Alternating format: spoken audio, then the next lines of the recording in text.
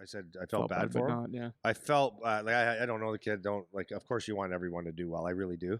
But so I'm sitting there, and when they took the first pick, they panned the camera on him, and he made the face like, you know, I'm good. I'm good. Like whatever. That's the way it goes. That's the way.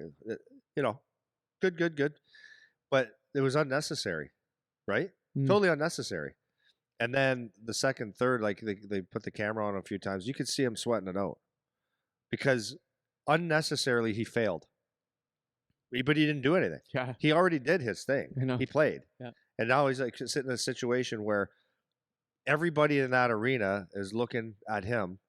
Oh, you didn't go first. You're not that good, or that because that's what people love to do, right? Yeah. Ha ha ha, or I can't believe it. But anyways, there's whatever, how many thousand people were, everyone was looking at him, and the talk was about him, and everybody on TV. You could just see him like he's about as comfortable as a fart in church in that place right now, right? Like it's brutal, and his parents and all that stuff. It's like you have to prepare yourself for that stuff. And it's, guys, I'm not saying that you just prepare yourself. That's hard because people are pumping your tires all the time.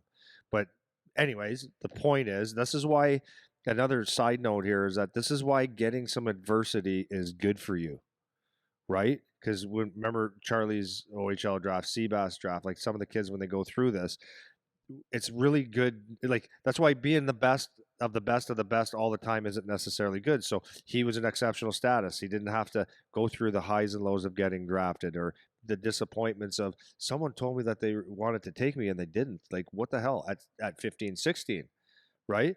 So that's why, like, sometimes it's good to get a little bit of a shit sandwich so that you can actually go, oh, I can put this in perspective now. But for parents and kids, like, prepare yourself for reality, right?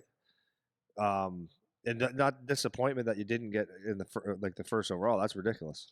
Yeah, it's to your point there. It's a manufactured failure. It wasn't an actual. You didn't actually fail anything. Went fourth overall, right? man. Yeah, you went fourth overall. It's like that's actually a ridiculous success. Like you're going to be every time we go back and we look at the draft list, like you're etched in history now, dude. Like it was a fantastic accomplishment. Like holy crap. And that's a failure. Like, so he's going to go home to his family party that they're supposed to have, and it's just going to be like a little more quiet than it might have been because they thought he was going to be first overall or whatever. And who knows? Like, I hope, honestly, I hope he got that out of the system real fast, which I think he did.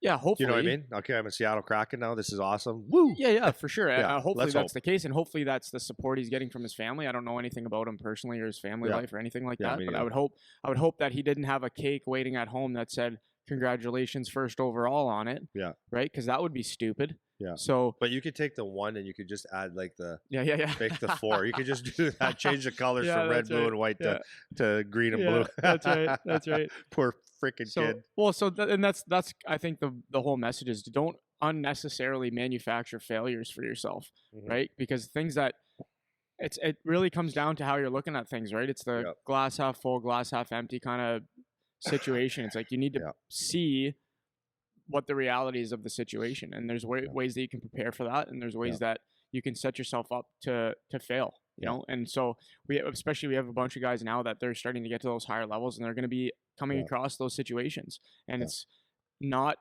if something doesn't go exactly the way that you wanted it to go in your head, that doesn't mean it's a failure. That's right. You know, that doesn't mean it's a failure. Like I played road hockey in my front little cul-de-sac there when I was a kid every day, playing when I won the Stanley Cup and playing when I got drafted and playing all that kind of stuff.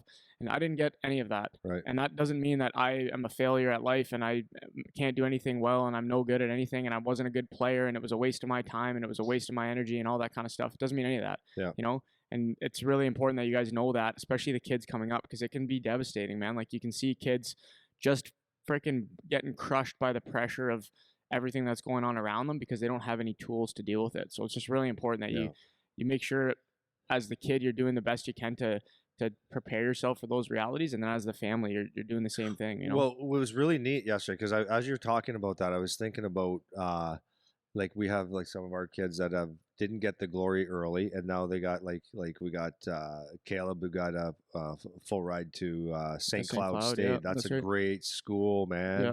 what a good player, and he just kept pushing on, and he just, hey, I gotta play hockey because I love it, right? We got Adam that's going to RIT. We got like all these guys that are gonna get their glory. It'll come, man. Yeah. But what was really neat to kick off the draft last night is Martin St. Louis was the coach of the Canadians. Yeah. Did you see his I little didn't. talk? No. Anyways, it was interesting. Like and I'm like, just get the draft. Like I have a hard time not swearing about this, right? Yeah. But just get it going. Pick your guys. Like what's with the stuff. But anyways, he was talking about how this draft day is like very exciting for some of you guys. And here's a guy who was never drafted. He goes, "This is the first draft that I've been attended. He attended." And he played how That's many years? interesting, I eh? think he's a Hall of Fame. I don't know if it's Hall of Fame, but there you go, man. Yeah. There you go. That's what the draft means. Yeah, At the end of the seriously. day. And he just told us, guys, if you want to do this, you can accomplish anything you want. And this is a guy that's like 5'7". Do anything you want. Just keep pushing forward. And I think that was out of the draft. I think that was the best message that was there from a guy that actually was in that situation.